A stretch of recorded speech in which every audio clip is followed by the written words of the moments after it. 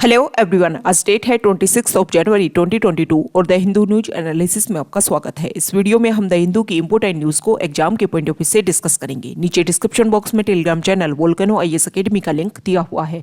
आप Telegram channel Volcano IAS academy के साथ में जुड़ सकते हैं। वहाँ पर हर exam means UPSC, state PSC and other exams के पॉइंट ऑफ व्यू से काफ़ी इंपॉर्टेंट इन्फॉर्मेशन आप सभी के साथ में शेयर की जाती है।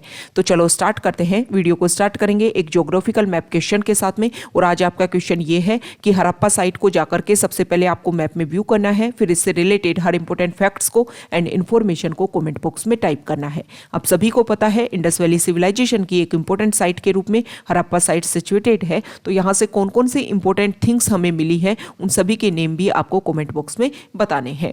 कल हमने आपसे क्वेश्चन पूछा था वैगई रिवर से रिलेटेड। तो वैगई रिवर को अगर हम मैप में व्यू करें तो हमारे इंडिया का जो सर्दर्न पार्ट है जहाँ पर तमिलनाडु स्टेट सिचुएटेड है वहाँ से वैगई रिवर का ओरिजिन होता है और इसके बाद में ये पाक स्टेट में जाकर के अपने वाटर को डिस्चार्ज करती है। द हिंदू का अगर हम डिस्कशन करें तो सबसे फ्रंट पेज पर जो न्यूज़ है वो आईएएस कैडर रूल्स को लेकर के है। अभी कुछ समय से ये जो रूल्स हैं वो काफ़ी ज़्यादा न्यूज़ में बने हुए हैं। डीओपीटी ने स्टेट्स को ये लिखा था कि इन रूल्स को लेकर के आपका क्या आंसर है उसको लेकर के आपको 25 जनवरी आपकी लास्ट डेट है, तब तक जाकर के आप अपने आंसर प्रोवाइड कीजिए, अपना रिव्यू प्रोवाइड कीजिए। तो कुछ स्टेट्स ने तो यस कहा है कि हाँ ये जो रूल्स है आप चेंज कर रहे हो बिल्कुल सही है। कुछ स्टेट्स ने नो बोला है और कुछ स्टेट्स ने डायरेक्टली जो हमारे पीएम हैं उनको रिटन लेटर लिखा है कि ये जो भी आप चेंज कर रहे हो वो हमारे कोऑपरेटिव फेडरलिज्म को डाइल्यूट करने की कोशिश कर रहे हो। आईएएस कैडर रूल्स है क्या? 1954 में आईएएस कैडर रूल्स 1954 में ये रूल्स बनते हैं। उसके बाद में 1969 में रूल नंबर 16 इसमें इंसर्ट किया जाता है और इसमें ये बोला जाता है कि जो सेंट्रल गवर्नमेंट मतलब जो सेंट्रल सर्विसेज जो होती हैं ऑल इंडिया सर्विसेज हैं आईएएस, आईपीएस और आईएफओएस जो ऑफिसर्स होते हैं उनको आप इस रूल नंबर 6 के तहत सेंट्रल गवर्नमेंट के अंडर डेपुटेशन पर सेंड करोगे। हमें पता है कि जब भी ऑल इंडिया सर्विसेज के जो ऑफिसर्स अपॉइंट होते हैं उसके बाद में उनको कैडर अलॉट कर दिए जाते हैं और फिर वो स्टेट गवर्नमेंट में जाकर के काम करते हैं। लेकिन सेंट्रल गवर्नमेंट जो है इन रूल नंबर 6 के अंडर उनको सेंट्रल डेपुटेशन पर टाइम टू टाइम बुला सकती है। पहले क्या था?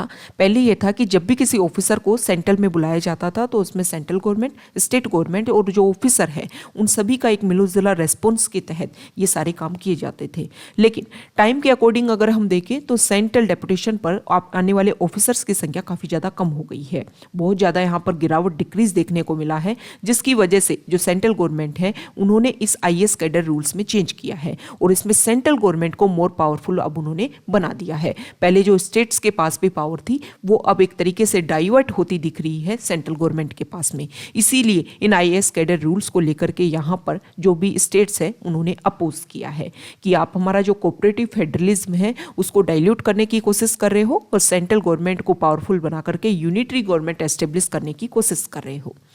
अब देखो हम बार बार एडिटोरियल में इस आईएएस कैडर रूल से रिलेटेड आर्टिकल्स को डिस्कस कर चुके हैं। हमने बहुत बार ये बताया है कि सेंट्रल गवर्नमेंट को कोज का अगर सेंट्रल गवर्नमेंट पता करे तो इस इशू को इजीली सोल्व किया जा सकता है। सेंट्रल गवर्नमेंट ये पता करे कि जो ऑफिसर्स हैं वो सेंट्रल डेपुटेशन पर आने से मना क्यों कर रहे हैं।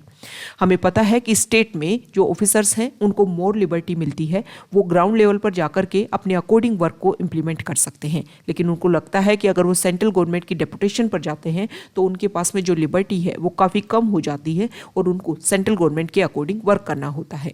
दूसरा कारण ये है कि जब से लेटरल एंट्रीज स्टार्ट हुई हैं, जो इंपॉर्टेंट पोस्ट है जैसे सेक्रेटरीज की पोस्ट है, इन पोस्ट के लिए लेटरल एंट्रीज जब से स्टार्ट हुई हैं तब से जो भी ऑल इंडिया ऑफिसर्स हैं, ऑल इंडिया सर्विसेज के ऑफिसर्स हैं, उनका काफ़ी ज़्यादा इंटरेस्ट कम हुआ है सेंट्रल डेपुटेशन पर जाने के लिए।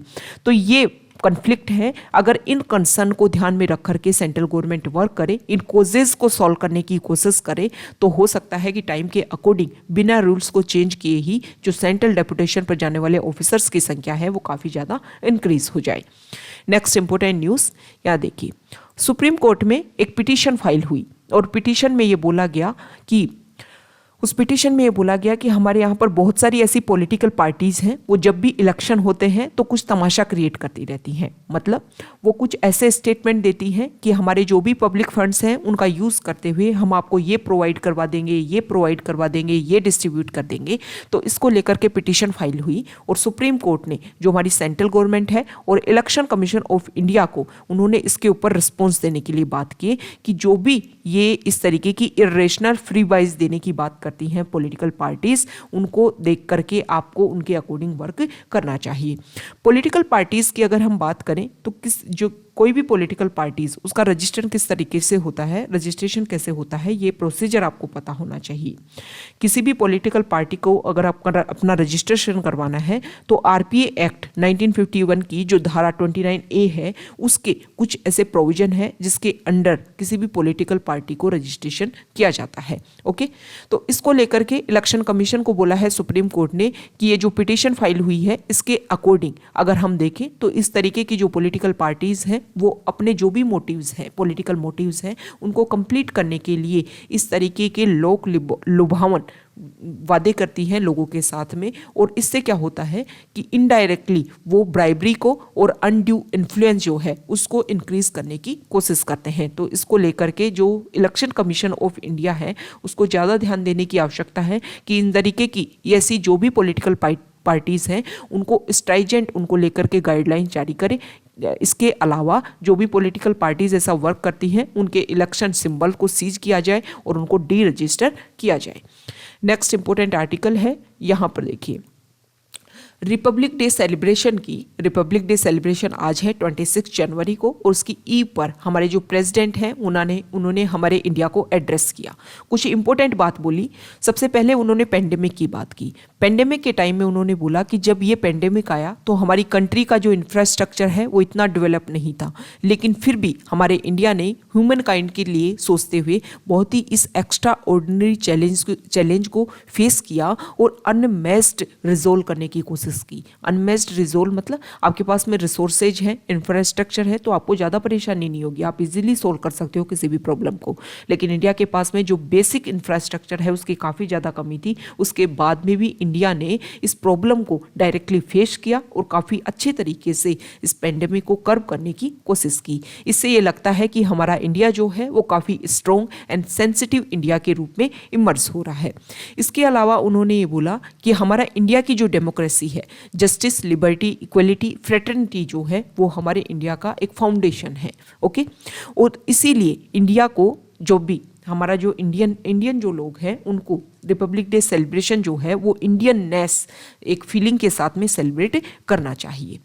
इसके अलावा उन्होंने यहाँ पर बोला कि जो लास्ट ईयर रहा 2021 जो रहा वो हमारे लिए काफ़ी ज़्यादा इम्पोर्टेंट रहा। बहुत सारी इम्पोर्टेंट चीज़ हमने इसमें की। जैसे सबसे पहली बात अगर हम बात करें तो हमारी जो आर्मी है उसमें जो भी एक तरीके से एक सीलिंग बनी हुई थी वीमेन के लिए, उसको तोड़ने की हमने कोशिश की है और परमानेंट कमीशन इंस्टॉल किया है हमारी आर्मी में इंडिया की डॉटर्स के लिए। इसके अलावा as supreme commander of armed forces the president said this year was a watershed year for women's empowerment, with India's daughter breaking a glass ceiling as permanent commission has now been allowed the women officer is new areas and our armed forces will benefit from better gender balance. Okay, तो gender equality के लिए काम किया है last year हमने।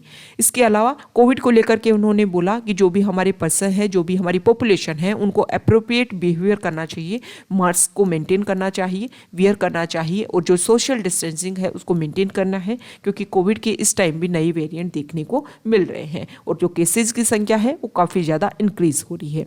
इसके अलावा उन्होंने बोला कि देखो एक एक्स्ट्रा ऑर्डिनरी चैलेंज था ये जो भी इशू हुआ, जो भी पेंडेमिक हुआ, लेकिन पेंडेमिक का जो मैनेजमेंट इंडिया ने अपने डिफिकल्ट टाइम में जिस तरीके से किया, इससे हमें लगता है कि हमारे इंडिया में देखो जो पॉपुलेशन डेंसिटी थी वो भी काफ़ी ज़्यादा थी। इंडिया जो है एक डेवलपिंग इकोनॉमी है और हमारे पास में जो भी रिसोर्सेज है, इंफ्रास्ट्रक्चर है, इस पेंडेमिक को, जो एक इनविजिबल एनिमी था, जिसका पता ही नहीं था कि किस तरीके से कैसे अटैक करेगा ये पेंडेमिक, किस तरीके से कोरोना के जो केसेस हैं वो किस तरीके से इंक्रीज होंगे या किस तरीके से हम काउंटर करेंगे।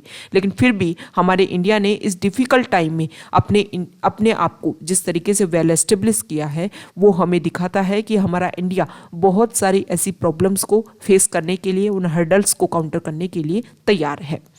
नेक्स्ट इंपॉर्टेंट न्यूज़, यहाँ पर हमें पता है कि हर साल रिपब्लिक डे सेलिब्रेशन पर जो भी पद्म अवार्ड्स हैं उनका अनाउंस किया जाता है। तो यहाँ पर जनरल बिपिन रावत, जो हमारे इंडिया के फर्स्ट सीडीएस थे और एयर क्रैश में 8 दिसंबर 2021 को उनकी डेथ हो गई, उनके साथ में उनकी वाइफ और हमारे इंडिया के 12 इंपॉर्टेंट ऑफिसर्स, अब उनको डिसाइड किया गया है कि जनरल बिपिन रावत, इसके अलावा उत्तर प्रदेश के former chief minister Kalyan Singh, जो उस टाइम वहाँ के हेड थे जब बाबरी मस्जिद डिमोलिशन हुआ था, तो उन दोनों को पद्म विभूषण पोस्टमसली मतलब मरणोपरांत देने की घोषणा की है। इसके अलावा यहाँ पर पद्म विभूषण के बारे में बताया गया है कि पद्म सीरीज में सबसे हाईएस्ट है और सेकंड हाईएस्ट सिविलियन अवार्ड के रूप में सिचुएटेड है।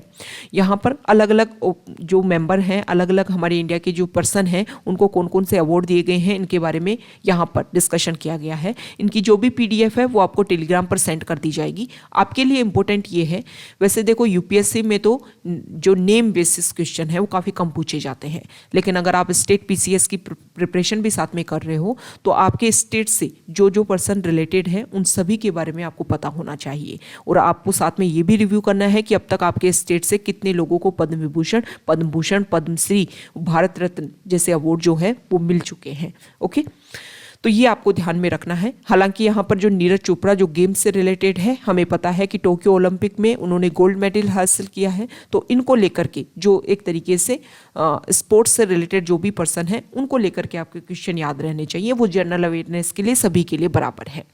यहाँ पर भारत बायोटेक के जो भी हेड है, हमें पता है कि कोरोना जो है उसकी वैक्सीन बनाने का काम हमारे यहाँ पर ये देखो, जो सीरम इंस्टीट्यूट ऑफ इंडिया के जो हेड है साइरस पूनावाला और इसके अलावा भारत बायोटेक, इन दोनों ने हमारे इंडिया में वैक्सीन बनाने का काम किया, जिसको इम्प्लीमेंट वैक्सीनेशन प्रोसीजर के तहत किया गया।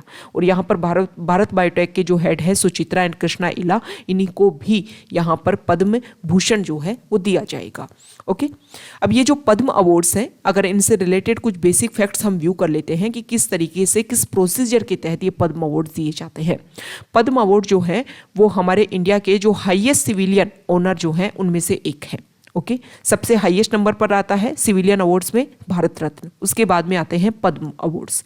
पद्म अवार्ड्स को रेगुलरली हर साल जो है एनुअली बेसिस पर रिपब्लिक डे सेलिब्रेशन के ईव पर, मतलब उनकी पहली वाले इवनिंग पर ये डिस्कशन किया जाता है और उनके नेम डिक्लेयर किए जाते हैं कि किन किन को ये पद्म अवार्ड दिए जाएंगे। ये जो अवार्ड है इनकी 3 कैटेगरीज हैं। पद्म विभूषण जो एक्सेप्शनल एंड डिस्टिंग्विश सर्विस के लिए दिया जाता है, पद्म भूषण जो distinguish service of highest order के लिए दिया जाता है, और पद्मश्री जो है वो डिस्टिंग्विश सर्विस के लिए दिया जाता है। अगर हम देखें तो देखो, जो पद्म अवार्ड्स की जो रिकमेंडेशन है उसको पद्म अवार्ड कमेटी के द्वारा किया जाता है। सबसे पहले क्या होता है कि हर साल प्राइम मिनिस्टर जो है वो इस कमेटी को बनाते हैं और जो नॉमिनेशन प्रोसीजर है वो पब्लिक के लिए ओपन रखा जाता है। कोई पर्सन जो है वो अपने खुद के लिए भी नॉमिनेट कर सकता है कि आप मुझे पद्म भूषण दीजिए, आप मुझे पद्मश्री दीजिए। उसके बाद में ये कमेटी जो है इन सारे नामों के अकॉर्डिंग रिव्यू करती है और फिर ये रिकमेंडेशन दी जाती है कि किन किन को पद्म अवार्ड देना है। इसकी हिस्ट्री की अगर हम बात करें तो गवर्नमेंट ऑफ इंडिया ने भारत रत्न और पद्म विभूषण जो है वो 1954 में शुरू किया था। बाद में ये जो पद्म विभूषण है इसमें 3 क्लासेस वो लेकर के आए, पहला वर्ग, दूसरा वर्ग और तीसरा वर्ग, जिनको बाद में पद्म विभूषण, पद्म भूषण और पद्मश्री के नाम से जाना गया 8 जनवरी 1955 से। भारत रत्न हमें सब पता है कि हमारे इंडिया का सबसे हाईएस्ट सिविलियन अवार्ड है। ओके, लेकिन भारत रत्न में ये डिसाइड किया जाता है कि हर साल जो है मैक्सिमम 3 लोगों को ही भारत रत्न दिया जा सकता है, लेकिन पद्म अवार्ड में इस तरीके की कोई भी रिस्ट्रिक्शंस नहीं है। लेकिन हमें ये ध्यान में रखना है कि कुछ इंटरप्शन देखने को मिला इन अवार्ड्स को देने में 1978, 1979 के टाइम में, और यहाँ पर 1993 से 1997 के बीच में ये पद्म अवार्ड जो है वो नहीं दिए गए थे। 3 कैटेगरीज की यहाँ पर बात की गई है। यहाँ पर बात की गई है कि कौन कौन से एरिया में दिए जाते हैं। आर्ट के क्षेत्र में आर्ट एरिया में social work, public affairs, science and engineering, research and development, trade and industry, medicine, literature and education, civil services, sports and others, इन सभी फील्ड्स में अगर कुछ इंपॉर्टेंट वर्क किया जाता है, इसके अलावा human rights, wild life protection, conservation, इन सभी एरिया में कुछ स्पेशल वर्क अगर कोई पर्सन करता है तो उनको ये अवार्ड दिए जाते हैं। लास्ट ईयर यूपीएससी में इनको लेकर के क्वेश्चन आया था, तो जो भी इंपॉर्टेंट अवार्ड है उनको लेकर के हमें ध्यान में रखना है, क्योंकि यूपीएससी एक तरीके से अपना trend time to time change करती रहती है।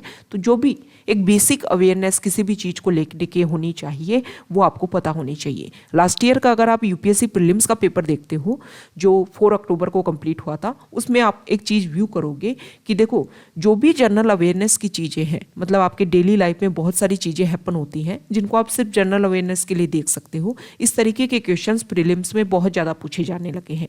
तो आपको हर चीज़ जो भी जनरल अवेयरनेस की पॉइंट ऑफ व्यू से इंपॉर्टेंट है उनके बारे में आपको बेसिक फैक्ट्स पते होने चाहिए, ताकि आप इजीली जो प्रीलिम्स के क्वेश्चंस हैं उनको क्रैक कर पाओगे। नेक्स्ट इंपॉर्टेंट न्यूज़ है, यहाँ देखिए पेज नंबर 6 पर, एडिटोरियल पेज पर, यहाँ पर जो फर्स्ट आर्टिकल है, एक सेकेंड, फर्स्ट जो आर्टिकल है वो चकमा हाजोंग जो पीपल है उनको लेकर के है। इस आर्टिकल में ये बताया गया है कि अरुणाचल प्रदेश में ये जो पॉपुलेशन है वो रहती है।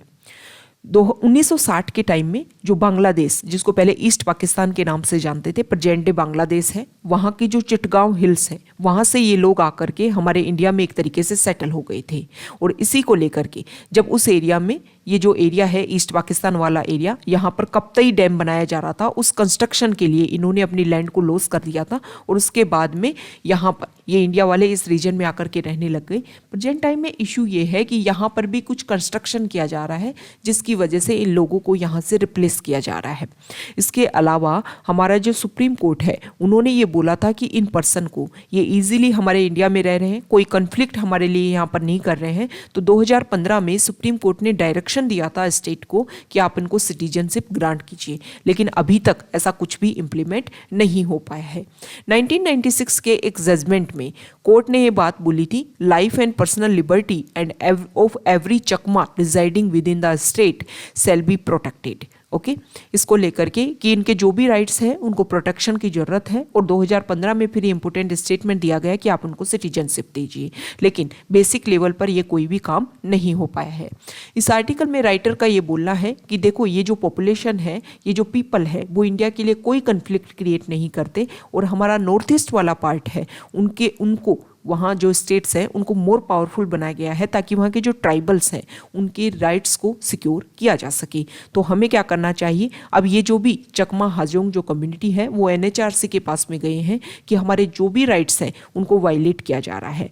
तो इसके बेसिस पर ये इम्पोर्टेंट है कि हमें अगर हमारे इंडिया के इंटीग्रल पार्ट को, हमारे यहाँ पर जो भी डाइवर्सिटी है उन सभी को हमें एक साथ मेंटेन करना है, तो ये जो भी प्रॉब्लम है उसको सॉल्व करने की जरूरत है। नेक्स्ट इंपॉर्टेंट न्यूज़ है बुर्किना फासो जो कंट्री है वेस्टर्न अफ्रीका कॉन्टिनेंट में, उसको लेकर के वहाँ पर रेगुलर गवर्नमेंट चल रही थी, लेकिन वहाँ पर अभी कुछ टाइम पहले कुछ इशू देखने को मिला कि वहाँ की जो आर्मी है उन्होंने वहाँ के प्रेसिडेंट को रिमूव कर दिया गया है, उनको अरेस्ट कर लिया है और जो भी पावर है उसको अपने पास में गेन कर लिया है। इस आर्टिकल की शुरुआत इस तरीके से की गई है कि वेस्ट अफ्रीका के जो भी कंट्रीज हैं उसमें सबसे मोस्ट स्टेबल कंट्री के नाम से जाना जाता था बुर्किना फासो को। 2015 का टाइम जब यहाँ पर जिहादिस्ट वायलेंस जो वेस्ट अफ्रीका वाला रीजन है वहाँ पर काफ़ी ज़्यादा इंक्रीज हो रहा था, उस टाइम भी सबसे पहले अगर हम देखें तो 2015 में ही यहाँ के जो प्रेसिडेंट हैं मिस्टर कबोरे जो हैं वो यहाँ पर इलेक्ट हुए थे। और उसी टाइम जो साहेल रीजन है वहाँ पर अलकायदा इस्लामिक स्टेट जो हैं वो अपना एक्सपेंशन कर रहे थे। इस आर्टिकल में अगर आप इसको मैप के थ्रू इस एरिया को आप व्यू करो तो यहाँ देखिए ये जो साहेल रीजन है इसको अगर आप व्यू करो तो साहेल रीजन जो है वो यहाँ पर सहारा डेजर्ट और यहाँ पर है सवाना रीजन, उसके बीच में यहाँ पर एक ट्रांजिशन एरिया के रूप में सिचुएटेड है।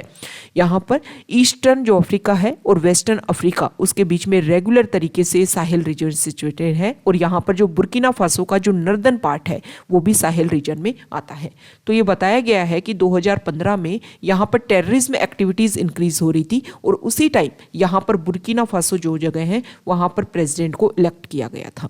अब प्रॉब्लम ये है कि यहाँ के जो प्रेसिडेंट हैं बहुत इशू प्रेजेंट टाइम में पेंडेमिक एक सबसे बड़ा इशू है, इसके अलावा और भी इशू हैं जिनको लेकर के यहाँ की गवर्नमेंट कुछ भी काम नहीं कर रही थी। इसीलिए यहाँ की आर्मी ने यहाँ पर जो रूल है, रेगुलेशन है, उसको अपने अंडर कर लिया। अब यहाँ के लोग खुश हैं कि कम से कम जो आर्मी है, एक यूनिफॉर्म में जो लोग हैं वो कम से कम हमारे राइट्स को प्रोटेक्ट करने की कोशिश तो करेंगे, क्योंकि यहाँ के जो प्रेसिडेंट हैं वो यहाँ पर जो भी प्रॉब्लम थी उनको सॉल्व करने की कोई कोशिश नहीं कर रहे हैं।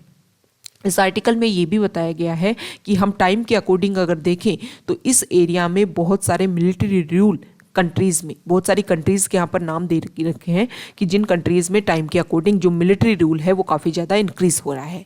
जैसे कि सितंबर 2021 में जो गुयाना कंट्री है वहाँ पर भी गवर्नमेंट को हटा दिया गया और जो पावर है उसको कैप्चर कर लिया वहाँ की स्पेशल फोर्सेज ने।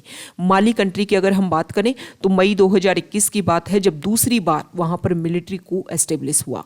चाड कंट्री में भी प्रेसिडेंट को किल कर दिया गया अप्रैल में, और इसके बाद में सूडान में अगर देखें तो मिलिट्री जो है वहाँ की पावर शेयरिंग गवर्नमेंट एग्रीमेंट जो है उसको थ्रो किया, और उसमें जो भी सिविलियन रिवोल्यूशनरीज हैं उन तक पहुँच करके यहाँ पर जो भी स्टेट की पावर है उनको सभी जगह अपने हाथ में करने की कोशिश की। तो यहाँ पर अगर हम देखें तो इस एरिया में बहुत सारे जो कंट्री हैं वहाँ पर इस तरीके के इशू देखने को मिल रहे हैं। माली में देख लीजिए, चाड में आप देख लीजिए, नाइजीरिया में देख लीजिए, नाइजर में देख लीजिए, बुर्किना फासो में देख लीजिए, ये सारे कंट्री वो हैं जहाँ पर इस तरीके का इशू देखने को मिल रहा है। तो एक ट्रेंड आप देख रहे हो, उसी ट्रेंड को यहाँ पर बुर्किना फासो में भी इम्प्लीमेंट किया गया। अब इम्प्लीमेंट तब किया गया जब यहाँ पर जो इलेक्टेड गवर्नमेंट थी वो अपने रूल्स एंड रेगुलेशंस को अच्छे से एस्टेब्लिश नहीं कर पा रही थी, तब इजीली हो पाया कि यहाँ की जो आर्मी है वो अपने पावर को यहाँ पर कैप्चर कर पाई, और जो लोग हैं वो भी खुश हैं कि हो सकता है कि इसके बहाने कम से कम उनके जो राइट्स हैं वो सेव हो पाए। नेक्स्ट इंपॉर्टेंट आर्टिकल है रिपब्लिक डे सेलिब्रेशन को लेकर के। हमें पता है कि रिपब्लिक डे सेलिब्रेशन क्यों किया जाता है। 26 जनवरी 1950 से हम रेगुलर सेलिब्रेट करते आ रहे हैं। राइटर का ये बोलना है कि हमें पता है कि हम रिपब्लिक हैं, इंडिया एक रिपब्लिक कंट्री है। रिपब्लिक मतलब पब्लिक के पास में पावर है एक तरीके से। जो हमारा हेड ऑफ द स्टेट है वो डायरेक्ट इलेक्टेड होता है, उसको हम एक हेरिडिटरी बेसिस पर फॉलो नहीं करते हैं। यहाँ पर राइटर का ये बोलना है कि रिपब्लिक डे सेलिब्रेशन का रियल मीनिंग तभी इम्प्लीमेंट हो पाएगा तब जाकर के हम जो भी इसके जो भी बेसिक फीचर्स हैं उनको इम्प्लीमेंट कर पाएंगे। एक ऑटोक्रेसी में और एक डेमोक्रेसी में उन्होंने यहाँ पर डिफ्रेंशिएट करने की कोशिश की है कि ऑटोक्रेसी का मतलब ये होता है ग्रीक अकॉर्डिंग, अगर हम उसका जो भी बेसिक जो भी उनके मीनिंग है उसको अगर हम व्यू करें, ऑटोक्रेसी में एक पर्सन जो है वो पावरफुल होता है, कंप्लीट पावर उसके हाथ में होती है। वो चाहे जब दिन डिक्लेयर करे, वो चाहे जब वह रात डिक्लेयर करे, वो चाहे जब किसी रूल्स एंड रेगुलेशन को इम्प्लीमेंट करे, और चाहे तो उसी रूल्स एंड रेगुलेशन के बेसिस पर किसी पर्सन को प्रिजन जेल में डाल दे और दूसरे दिन उन लोगों को रिलीज कर दे। लेकिन डेमोक्रेसी में ये होता है कि सब कुछ एक प्रोसीजर के तहत चलता है। यहाँ पर राइटर का ये मानना है कि भले ही हम रिपब्लिकन है, लेकिन जब तक हम जो भी इन सारी ये जो भी वर्ड्स हैं इनके इनहेरेंट जो मीनिंग है उनको इम्प्लीमेंट नहीं करेंगे, तब तक हमें कोई मतलब नहीं है कि रिपब्लिक डे सेलिब्रेशन पर हम परेड ऑर्गेनाइज करते हैं या कोई भी प्रोसीजर करते हैं। अगर हमें सब कुछ रिपब्लिकन कैरेक्टर को रिस्टोर करना है तो हमें जो भी आइडेंटिफिकल जो मीनिंग है इसका उसको इम्प्लीमेंट करना होगा, तभी जाकर के हम रियलिटी में रिपब्लिक डे सेलिब्रेशन कर पाएंगे। यहाँ पर उन्होंने एग्जाम्पल दिया है जो अभी फार्म लॉज को लेकर के काफ़ी लंबे टाइम तक प्रोटेस्ट चला, तो उन्होंने बोला कि जो फार्मर्स हैं वो अपने राइट्स को अवेयरनेस उन लोगों में थी, वो लेकर के आए, लेकिन गवर्नमेंट जो है उन्होंने एक as a autocracy role play किया और ऑटोक्रेसी रोल प्ले करके जो भी उनके राइट्स हैं उनको सेव करने की कोशिश नहीं की। Okay, next important news page number 7 पर। यहाँ पर जो आर्टिकल है वो इंडिया के एमिशन को लेकर के है। राइटर ये बोलते हैं कि प्रेजेंट टाइम में क्लाइमेट एक सबसे बड़ा इशू है। हम बोल तो रहे हैं, बहुत सारे कंट्रीज ने अपना नेट जीरो टारगेट डिसाइड किया है कि एमिशन जो है वो हम नेट जीरो करेंगे, लेकिन जो एमिशन जो है वो इतने लेवल पर इंक्रीज हो रहा है कि उसकी वजह से जो हमारा टेम्परेचर है अर्थ का वो आने वाले टाइम में 2 डिग्री सेल्सियस तक इंक्रीज हो जाएगा। राइटर ये बोलते हैं कि इंडिया ने भी टारगेट लिया है कि 2070 तक हम नेट जीरो टारगेट अचीव करेंगे, लेकिन अगर इंडिया ने उसके अकॉर्डिंग अपनी स्ट्रेटजी नहीं बनाई तो उसके बेसिस पर बहुत सारे इशू देखने को मिलेंगे, क्योंकि आप नेट जीरो टारगेट को अगर एमिशन को अचीव करने की कोशिश करोगे तो यहाँ पर जो बहुत सारी हमारी स्ट्रेटजी है उसको हमें चेंज करना होगा। इस आर्टिकल में राइटर ये भी बोलते हैं कि इंडिया के पास में इतना यूथ है और आने वाले टाइम में हो सकता है कि हमें अनएम्प्लॉयमेंट रेट और ज़्यादा देखने को मिले। इसके लिए इंडिया को अपनी स्ट्रेटजी चेंज करनी चाहिए। स्ट्रेटजी में चेंज करके India green energy, renewable energy, hydro जो भी एनर्जी है, उन हाइड्रोजन एनर्जी, इन सभी के ऊपर अपने आप को ट्रांसफर करें। जब नई टेक्नोलॉजी के ऊपर हम अपने आप को ट्रांसफर करेंगे तो हमें कुछ बेसिक फाउंडेशन चेंज करने होंगे। मतलब नया इंस्टॉलमेंट जब हम करेंगे तो हमारे यहाँ पर बहुत सारा इंफ्रास्ट्रक्चर नया हमें अवेल करना होगा, और इसकी वजह से ये जो नया रिन्यूएबल एनर्जी है या फिर जो भी हम पावर सेविंग, पावर एनर्जी को चेंज करने की, पावर को चेंज करने की कोशिश करने के लिए रिन्यूएबल रिसोर्सेज के ऊपर डिपेंड करेंगे, तो उसकी वजह से जब इंफ्रास्ट्रक्चर हमें नए तरीके से डेवलप करना होगा तो यहाँ पर बहुत सारे एम्प्लॉयमेंट, बहुत सारी जॉब क्रिएट होंगी। यहाँ पर चाइना और अदर कंट्रीज़ के एग्जाम्पल दे करके इस आर्टिकल में शो कर रखा है कि वहाँ पर जब जब उन्होंने टेक्नोलॉजी को यूज़ किया और चेंज किया, क्लाइमेट जो इशू है उसको भी सोल्व किया, और जो भी हमारे बेसिक फीचर्स हैं उन इंफ्रास्ट्रक्चर को भी डेवलप किया ताकि इससे हमारे यहाँ पर एम्प्लॉयमेंट भी जनरेट हो सके और जो प्रॉब्लम है, जो मेन इशू है क्लाइमेट इशू, वो भी सॉल्व हो सके। नेक्स्ट इंपॉर्टेंट आर्टिकल यहाँ पेज नंबर 8 पर, यहाँ पर जो आर्टिकल है वो सुप्रीम कोर्ट में एक पिटीशन फाइल होती है, और सुप्रीम कोर्ट में FCRA एक्ट को लेकर के एक पिटीशन फाइल हुई। एक NGO जो US बेस्ड है, उन्होंने ये बोला कि सितंबर 30 को जिन जिन NGO का जो FCRA रजिस्ट्रेशन था वो एक्सपायर्ड हो गया, उन NGO को जो गवर्नमेंट है उन्होंने बैन कर दिया था। तो उसी को लेकर के चैलेंज किया था इसके, ये जो भी अमेंडमेंट्स हैं उनकी कॉन्स्टिट्यूशनलिटी को। तो इसको लेकर के ये बोला गया है सुप्रीम कोर्ट ने कि जिन भी NGO के आपने बैन किया है उनको आपको अवेल करना है। जब तक इसका फाइनल रिजल्ट जो इंटरिम ऑर्डर है वो डायरेक्शन पास नहीं हो जाता, तब तक इनकी जो वैलिडिटी है उनको आप रेगुलर रहने दीजिए। यहाँ पर प्रेजेंट टाइम में अगर हम देखें तो FCRA लाइसेंस के अंडर 6000 NGO जो है उनकी एक्सपायरी को चैलेंज किया गया था, और उसी के बेसिस पर सुप्रीम कोर्ट ने ये अपना ऑर्डर पास किया है। अब यहाँ पर जो FCRA एक्ट है वो हमारे लिए इंपॉर्टेंट हो जाता है। FCRA एक्ट के बारे में अगर हम बेसिक फैक्ट्स देखें तो देखो, ये जो FCRA एक्ट है इसको आप प्रीलिम्स के पॉइंट ऑफ व्यू से भी इंपॉर्टेंट कर सकते हो, और मेंस के पॉइंट ऑफ व्यू से भी यहाँ पर जो अमेंडमेंट हुए हैं वो इंपॉर्टेंट हो जाते हैं। GS पेपर 2 जो है हमारे UPSC का, उसके लिए ये इंपॉर्टेंट है। FCRA जो एक्ट है उसको इसलिए लाया गया था कि हमारे इंडिया में कोई भी NGO जो फॉरेन डोनेशन को रेगुलेट करता है, फॉरेन डोनेशन जो है उनको मिलता है, तो उसको रेगुलेट करने के लिए, ताकि ये इंश्योर किया जा सके कि जो भी मनी हमारे इंडिया में आ रहा है उससे हमारे इंडिया की जो इंटरनल सिक्योरिटी है वो इफेक्ट ना हो। 1976 में फर्स्ट टाइम इसको इनेक्ट किया गया, 2010 में इसको अमेंड किया गया, और कुछ इसमें नए रेगुलेशंस को, कुछ नए मेजर्स को इसमें एंटर दी गई। FCRA जो है वो हर उस एसोसिएशन, हर उस ग्रुप, हर उस NGO के ऊपर एप्लीकेबल है जिसको फॉरेन डोनेशन रिसीव होता है। अभी प्रेजेंट टाइम में 2020 में भी इसमें कुछ चेंजेस किया गया है। FCRA के अकॉर्डिंग ये मैंडेटरी है हर NGO को कि टाइम के अकॉर्डिंग उनको 5 साल का एक वैलिडिटी दिया जाता है रजिस्ट्रेशन का, और उसके बाद में टाइम टू टाइम उनको इसको रिन्यू करवाते रहना है। FCRA को बनाया क्यों गया था, हमने डिस्कस कर लिया कि फॉरेन से जो भी मनी मिलता है उसका यूज आप प्रॉपर जिस काम के लिए मनी मिल रहा है उसी काम में वो लगाया जाए। ऐसा नहीं है कि इंडिया की जो सिक्योरिटी है, इंटरनल सिक्योरिटी को वायलेट करने के लिए ये काम किया जा रहा है, उस मनी का यूज़ किया जा रहा है। इसलिए ये बनाया गया था ताकि उसके ऊपर नज़र रखी जा सके कि जो पैसा आ रहा है उसका कहाँ यूज़ किया जा रहा है। अभी प्रेजेंट टाइम में जो अमेंडमेंट हुए उसमें ये बोला गया, कुछ रिस्ट्रिक्शंस और लगाए गए हैं। उसमें ये बोला गया है कि जो भी मनी आपको पता मिलता है उस मनी को लेकर के आपके जो भी अकाउंट्स हैं उनका मेंटेनेंस आपको करना है। आपको एक से ज़्यादा अकाउंट मेंटेन नहीं करने हैं।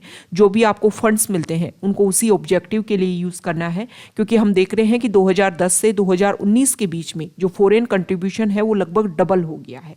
FCRA रजिस्ट्रेशन के अकॉर्डिंग अगर हम देखें तो 19,000 organization was cancelled and in some cases prosecution was also initiated. Okay, अब इसीलिए ये लॉ जो है वो इम्प्लीमेंट करने की जब कोशिश कर रही है गवर्नमेंट, और एक तरीके से कोशिश जो भी एनजीओ जिनको मनी मिल रहा है वो अपना रजिस्ट्रेशन करें। एक इस पे जो एसबीआई अकाउंट है वो उनको ओपन करवाना है, आधार कार्ड से उनको लिंक करना है। इसके अलावा जो भी आपको मनी आ रहा है वो कहाँ कहाँ आपने इन्वेस्ट किया, ये सारी की सारी जो मैनेजमेंट है वो इन सभी को रिस्ट्रिक्शन करने के लिए ये नए चेंज किए गए।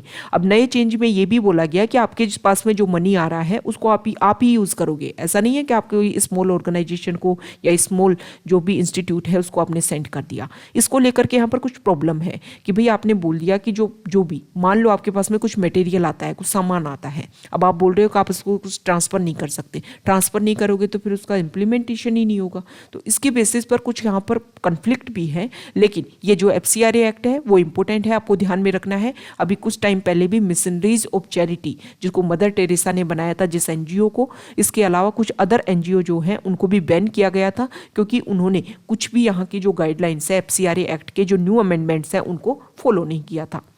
Next important news page number 10 पर यहाँ पर जो आर्टिकल है वो अंडमान एंड निकोबार आइलैंड को लेकर के है। नीति आयोग यहाँ पर एक प्रोसीजर स्टार्ट करने की कोशिश कर रही है कि कुछ यहाँ पर कुछ बेसिस, कुछ एक प्रोजेक्ट एस्टेब्लिश किया जाए। इस प्रोजेक्ट में क्या होगा, जो ग्रेट निकोबार वाला एरिया है वहाँ पर इंटीग्रेटेड प्रोजेक्ट होगा 72,000 करोड़ का, जिसमें एक मेगा पोर्ट का कंस्ट्रक्शन किया जाएगा, एयरपोर्ट कॉम्प्लेक्स बनाया जाएगा, एक टाउनशिप स्प्रेड की जाएगी जो भी यहाँ पर प्रिंस्टाइन फॉरेस्ट है उस एरिया में, और solar and gas based power plant यहाँ पर बनाए जाएंगे। अब इस प्रोजेक्ट को लेकर के इन्वायरमेंट इम्पैक्ट असेसमेंट जो रिपोर्ट है उसकी डिटेल्स यहाँ पर रिलीज की गई हैं। अब यहाँ पर ये जो मेगा डेवलपमेंट प्रोजेक्ट है जो ग्रेट निकोबार आइलैंड पर स्प्रेड होगा, इसको लेकर के कुछ सीरियस क्वेश्चंस उठाए हैं जो भी एनवायरमेंटलिस्ट है या फिर जो भी इस प्रोजेक्ट को लेकर के अपोज कर रहे थे। उनका ये मानना है कि इस रिपोर्ट में ये बोला गया है कि हम यहाँ की जो भी बायोडाइवर्सिटी है उसको कोई नुकसान नहीं पहुँचा रहे हैं। हम क्या कर रहे हैं कि रेगुलेट जो भी यहाँ का जो इम्पोर्टेंट रिसोर्सेज हैं उनका यूज़ करेंगे ताकि हमारे इंडिया के लिए काफ़ी डेवलपमेंट में काफ़ी हेल्प कर सके।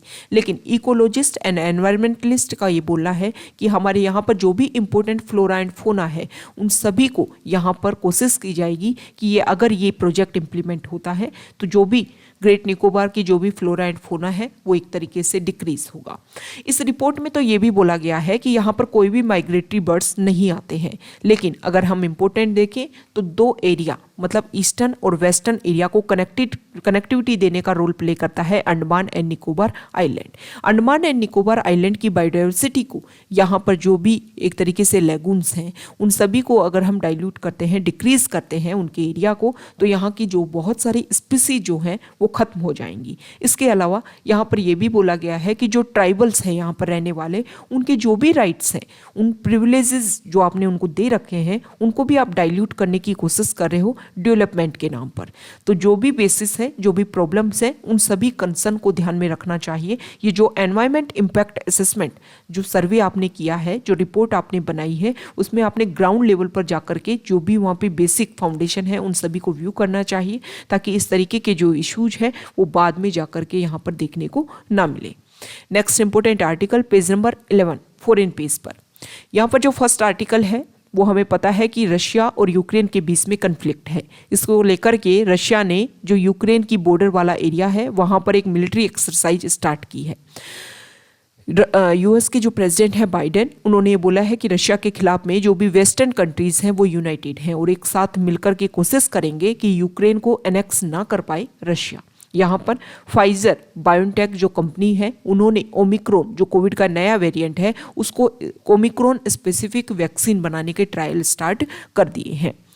यहाँ पर जो नेक्स्ट आर्टिकल है, यहाँ देखिए, हमने अभी देखा कि तालिबान जो है वो नॉर्वे कंट्री की विजिट पर गया। तालिबान के जो ऑफिसर्स हैं, जो भी उनके मेंबर हैं, वहाँ पर विजिट पर गए, डिस्कशन हुआ, बहुत सारे कंट्रीज़ के रिप्रेजेंटेटिव से तालिबान वहाँ पर मिला। नॉर्वे ये चाहता है कि कुछ टेंजिबल डिमांड जो है वो तालिबान से चाहता है।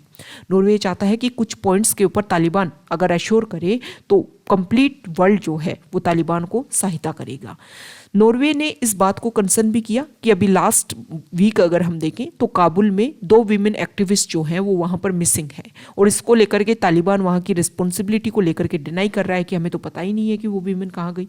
तो इस तरीके की जो भी बेसिक रूल्स एंड रेगुलेशंस हैं, अदर कंट्रीज़ ने भी अभी तक तालिबान को इसीलिए ही रिकॉग्नाइज नहीं किया है कि बेसिक फीचर्स की जैसे ही बात आती है कि इन रूल्स एंड रेगुलेशंस को आप इंप्लीमेंट करोगे, तो तालिबान बोलता है कि हाँ हम तो कर रहे हैं, हम तो वीमेन के जो राइट्स हैं उनको भी सिक्योर कर रहे हैं, गर्ल्स की जो एजुकेशन है उसको भी रेगुलर कर रहे हैं। लेकिन अगर हम रियलिटी में देखें तो रियलिटी में ऐसा कुछ भी वर्क वहाँ पर नहीं हो रहा है। जो गर्ल्स का स्कूल जाना है वो काफ़ी बंद हो गया है।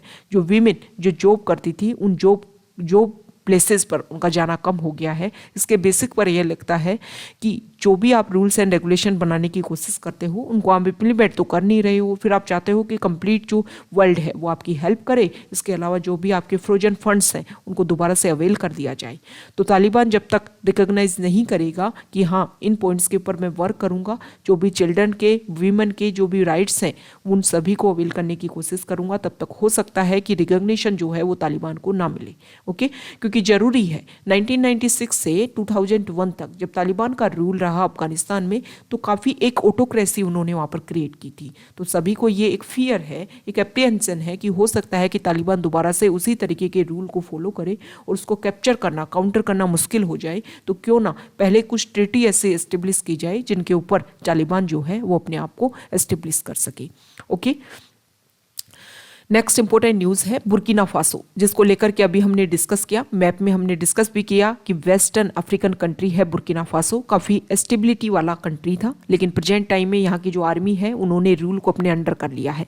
तो यूनाइटेड नेशन ने अब एक तरीके से मिलिट्री टेक ओवर जो यहाँ पर हुआ है उसको बोला है कि यहाँ के जो प्रेसिडेंट को आपने जो भी अरेस्ट किया है उसको इमीडिएट रिलीज कीजिए, और यहाँ की जो भी डेमोक्रेसी थी, जो भी यहाँ की पावर थी, उसको दोबारा से रेगुलेट करने की कोशिश कीजिए। तो ये आज का हमारा डिस्कशन था। कई इंपॉर्टेंट न्यूज़ को हमने डिस्कस किया द हिंदू की। अगर आप यहाँ तक आए हैं, वीडियो आपको अच्छा लगा है तो वीडियो को लाइक कीजिए, शेयर कीजिए और चैनल को सब्सक्राइब कीजिए। आज 26 जनवरी है, आप सभी को पता है रिपब्लिक डे सेलिब्रेशन है, आज परेड सेलिब्रेशन होता है। तो आप सभी को क्या करना है कि जो परेड जो होती है वो सभी को व्यू करना है। एक जनरल अवेयरनेस के लिए आप देख सकते हो, आपको पता चलेगा कि हमारे इंडिया की जो डाइवर्सिटी है, इंडिया के जो भी ऑर्गेनाइजेशन है वो अपनी अपनी स्ट्रेंथ को वहाँ पर शो करते हैं, जिसके बेसिस पर आपको पता चलेगा कि इंडिया कहाँ पर प्रेजेंट टाइम में एग्जिस्ट कर रहा है। Okay, thank you.